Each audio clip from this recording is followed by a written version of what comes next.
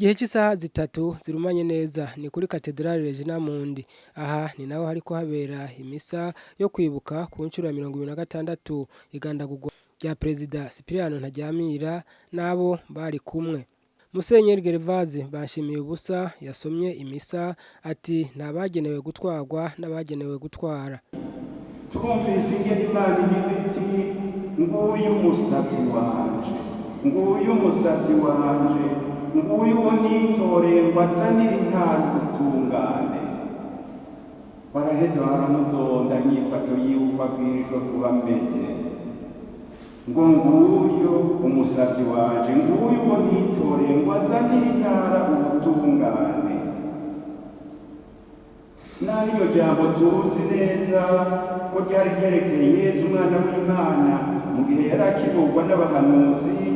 Ndabona ko dushobora kubiroresha no kuri uyu Perezida Cyprien Ntaryamira turiko turasabira, tukabona ko abwirizwa kuba yari yumvisemo uwo muhamagaro w'Imana, nk'uko Imana imutoye ngo ayobore igihugu mu bihe byari bigoye. Ku batabizi ntibyari byoroshe namba. Mwibaze ahantu baheruka kugandagura umuperezida bari bazi neza ko yitorewe n'isizi ry'abanyagihugu, akamugandagurana n'abari bashinzwe inzego zose canke nka zose, kwemera gutwara igihugu muri ico kiringo. Naho nibaza yuko no mu bindi biringo vyama bigoye, ariko kwemera gutwara igihugu muri ico kiringo, we utowe gusa mu mwumvikano w'abantu bakeyi, muca mwumva ko bitari vyoroshe namba. Ngiki kiringo Perezida Cyprien Ntaryamira Bumbure n'abandi bamukurikiye bagiye baratwara, ariko yarariye umutima meri, ariyumvamwo ko ari Imana itoye kandi ihungitse kugira ngo afashe mu gutera intambwe y'impinduka yari ikenewe muri ico kiringo, yuko abantu bamenya ko atabagenewe kwama batwara n'abandi bagenewe kwama batwarwa, kuko bwari bwo Burundi bushasha, kuko bose bumva ko bahanganye iteka. Ubwo Burundi bushasha nibwo Perezida Melchior Ndadaye yari yagombye. Uyu nawe ati inge ndabe ko twotera intambwe muri iyo nzira. Nico gituma yaje asemerera ati disipline kuri mwese kandi mu nzego zose, muyoboke abatwara, mureke kwigira kumusindira hamwe.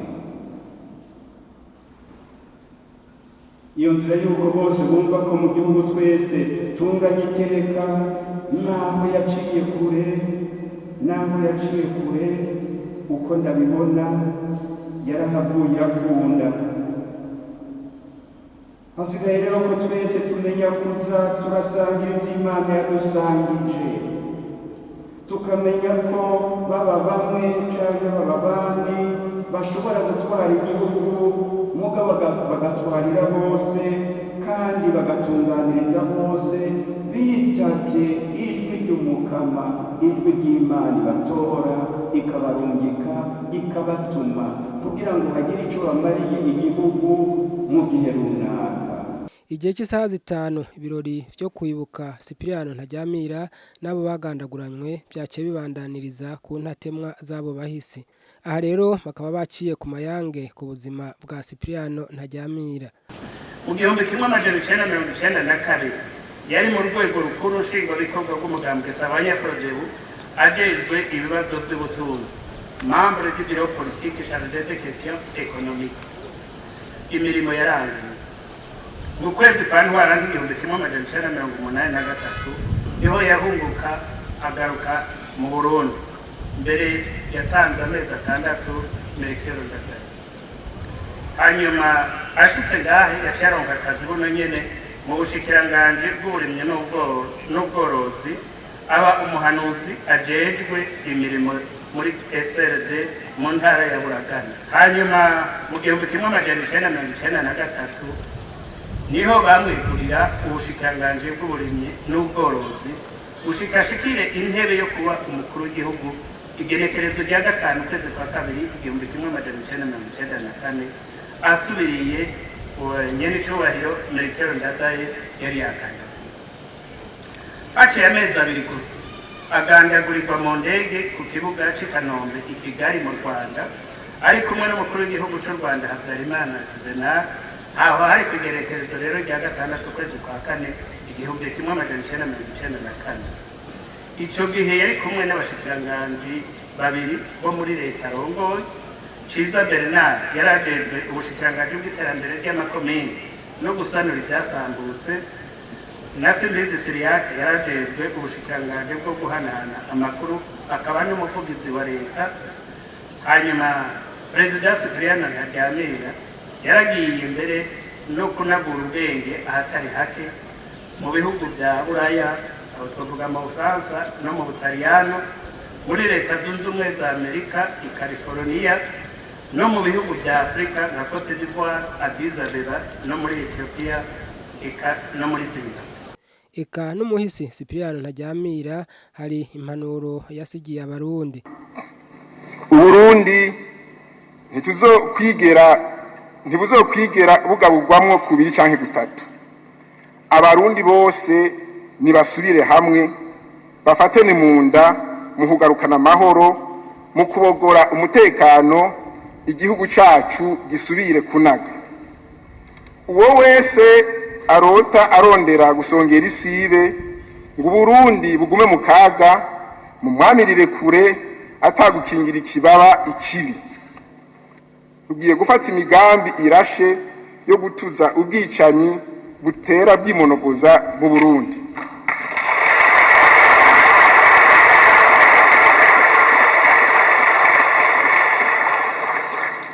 Mu migambi yacu twemera kandi twama twigisha, dutegerezwa kumvisha abarundi bose ko kizira gutyoza agateka ka muntu uwo ari we wese, yaba umuhutu, umututsi canke umutwa, akwiye kubahirizwa mu buzima bwiwe, mu biwe no mu vyiwe. Nta bwoko bwo guhonya, nta bwoko bwo guhonyangwa, nta bwoko bwiza gusumba ubundi, nta bwoko nyagukira canke nyagupfa. Abarundi bose, baba abahutu, abatutsi canke abatwa, barangana imbere ya Imana n'amategeko.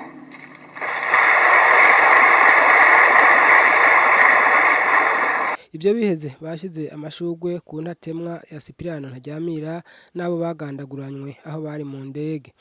Aha hakaba hatanguye umukuru w'igihugu n'umutambukanyi wiwe.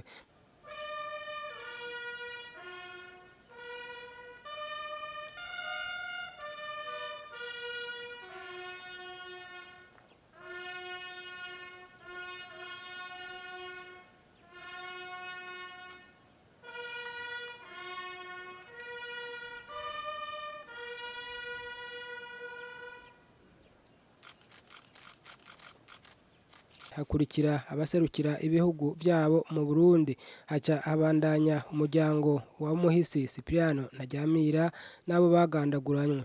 Haciye hakurikira abaserukira imigambwe yabo hano mu Burundi yemewe n'amategeko, eka habandanije n'abandi bantu batandukanye bari bateguye amashugwe. Sylvestre Ntibantunganya yagendanye na Perezida Cyprien Ntaryamira ati abatwara ubu nibabandanirize ku isemo rya Ntaryamira kuko ryari ryiza. Ubwa mbere nuvuga ni Perezida Ntaryamira nka Perezida Melchior Ndadaye yamutanguriye, buriya baratsinze kandi ngira ngo ntawe utabibona mu Barundi, haba mu bategetsi haba no mu Barundi nyine basanzwe. Burya mu buzima bw'umuntu igihe cyose muza muribuka umunsi yagandagurirwe ko hama nkamwe abamenyesha makuru mukaza mutubaza muti mubikira ko iki, ni ukuvuga yuko aho yarimye agatera hameze. Igisigaye gusa nuko bamusubiriye kuva aho inyuma yo gushika uyu munsi bamenya ingene bagenda babagara, bamenya n'ingene bagenda bongereza umurima. Aho tugeze uyu munsi ni ukuvuga ko icyatumye Cyprien Ntaryamira yitaba Imana kurya umwepiskopi mukuru w'iyi archdiocese yabisiguye carashitse, suko yari umunyakibi, nuko yakora ivyiza, mugabo muri kiriya gihe hakaba hari abantu batabitegera, haba ngaha mu Burundi wacu, haba mu karere. Yavuze rero kubagara nukumenya ingene abo bose ubashira mu nzira nziza, ijya nzira ya discipline yavuze. Jewe rero discipline ndayivuze mu vy'ubu noyivuga mu vyerekeye gukomeza urya mutima w'ubumwe. Mwumvise Cypriano agaruka ko mu ijambo ryiwe avuga ati nta murundi n'umwe yaremewe gucibwa, nta murundi n'umwe yaremewe guhonywa, nta murundi n'umwe yaremewe gutuzwa mu gihugu ciwe.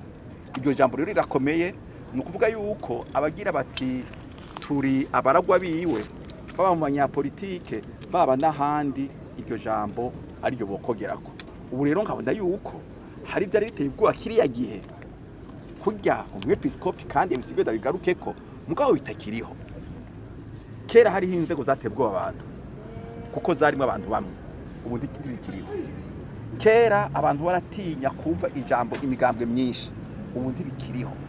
Kera abantu baratinya gushikiriza iciyumviro biyuguruye, ubu ntibikiriho. Naho kuko nayivuze ari ukubandanya umuntu agenda bagara, umuntu agenda afumbira.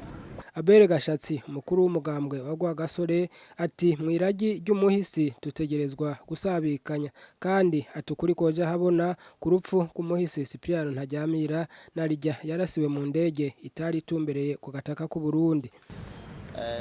Nirage cyane cyane byumva mu ijambo giwe yashikirije, ijambo rihambaye uko yaryumviriza, uravye n'igihe igihugu carimwo, aho igihugu cy'u Burundi cari mu ngorane, hari ubwicanyi, novuga ko hari migumuko, hari desordre mu gihugu cyose. Aha rero twavuga ko iragi yadusigiye bwa mbere nuko abarundi dutegerezwa kubahana mu butandukane bwacu. Uvuga ati nta murundi asumba uwundi, umuhutu, umututsi, umutwa, twese twasangijwe igihugu cyacu cy'u Burundi n'Imana, kandi nta bwoko busumba ubundi. Hama ivy'igihugu yahanura ko twobisangira mu butandukane bwacu nk'abarundi. Icyo dusaba nk'umuganga w'adasigana ipfana nuko kuri komenyekana kuri urwo rupfu rwiwe, kuko Ntaryamira ntiyaguye mu Burundi. Umukuru w'igihugu rero aguye mu kindi gihugu, hategerezwa kumenyekana imvo n'imvano zatumye iyo ndege yari arimwo ikoroka, maze abo baba barakoze ubwo bubisha bakamenyekana, maze u Burundi bukaronka indishi y'akababaro, ndetse n'umuryango wa Cyprien Ntaryamira nawe nyene ugahozwa ukaronka indishi y'akababaro. Nawe Pierre Claver Nahimana umukuru w'umugambwe Sawanya Frodebu ati iragi ry'umuhisi yadusigiye rya discipline mu bantu bose, atarageze ko rikurikizwa muri ibi bihe tugiye mu matora. Muri kino gihe turiko turibuka igihe nyene icubahiro Ntaryamira Cyprien yagandagurwa n'abagizi ba nabi, nivyo hari ico duca twibuka twese. Hariho iragi yadusigiye mu majambo yose twamwe tumva hirya no hino, haba mu ishengero Musenyeri yabivuze neza, haba naha vyavuzwe neza. Ni irya ragi yadusigira avuga ati igihugu kiteza kugarukamwo discipline. Nico gikomeye kuko muri bino bihe turi mu matora, discipline isigura ibintu vyinshi. Ni ukuvuga kuva hejuru ku bategeka igihugu gushika ku bategekwa, hatabayeho discipline, umwe wese ngo akurikize amategeko uko ameze, umwe wese atonde ku murongo ingene bitegekanijwe, igihugu cyacu ntigishobora kugira amatora meza.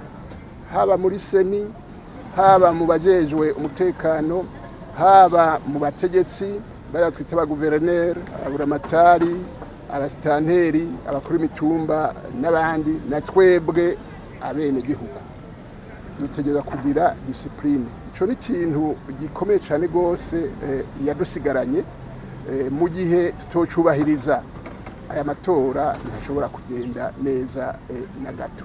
Mukamenya rero ko ibirori byose kuva mu misa gushika ku ntatemwa yabo bahisi byari byatewe iteka n'umukuru w'igihugu amwe n'umutambukanyi wiwe n'abandi bamufasha kurongora igihugu. Igihe cy'isaha 5 zirenga gatoyi ibirori bikaba byaciye bihera maze abatumire baca barisoza.